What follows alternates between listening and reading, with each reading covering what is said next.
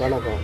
இன்னைக்கு யாருக்கெல்லாம் கோவம் வருதுன்னு சொல்லி பார்த்தீங்கன்னா, ஆண்கள், பெண்கள் யாருக்கு கோவம் வந்தாலும் சரி, கையில கிடைக்கிறத, வீட்டில் இருக்கிற பொருட்கள் எல்லாத்தையுமே டேமேஜ் ஆக்கிருவாங்க.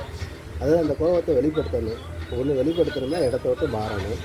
அது கிடையாது. இல்ல வேறு இடங்களுக்கு போகணும். அப்போ எல்லாம் தண்ணி, வாட்டர் குடிக்கிறோம் இப்படிலாம் சொல்லுவாங்க.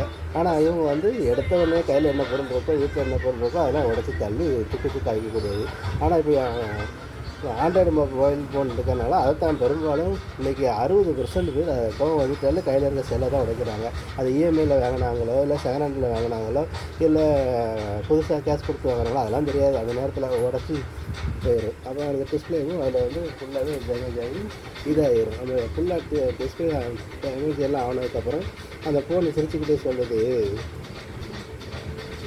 கடைசியா நான் தான் உனக்கு துணையா இருந்தேன். நீ என்னையவே நீ உடச்சி தூர தள்ளிட்ட.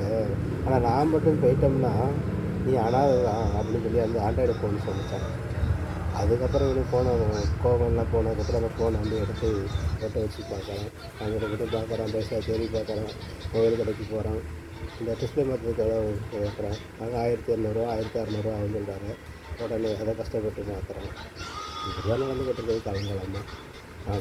அப்படி இருக்கிறவங்க அதுவும் மாற்ற முடியாதுன்னு சொல்ல வரும்போது உடனே பணம் கொடுக்குறதுக்கு தான் இன்றைக்கி இஎம்ஐ நிறைய இருக்குது. உடனே 20,000 30,000 ஒரு ஃபோனை வாங்கியிருக்காங்க. ஃபோனை வாங்கி மறுபடியும் லோன் இஎம்ஐ மாதிரி கட்டுதாங்க. அப்படி தான் இன்றைக்கும் நடந்துக்கிட்டு இருக்குது. அதனால் கோபத்தை குறைங்க, நல்லபடியாக வாழுங்கள் என்று சொல்லிக்கொண்டு இந்த விழிப்புணர்வு உங்களுக்காக இருக்குது. நன்றி.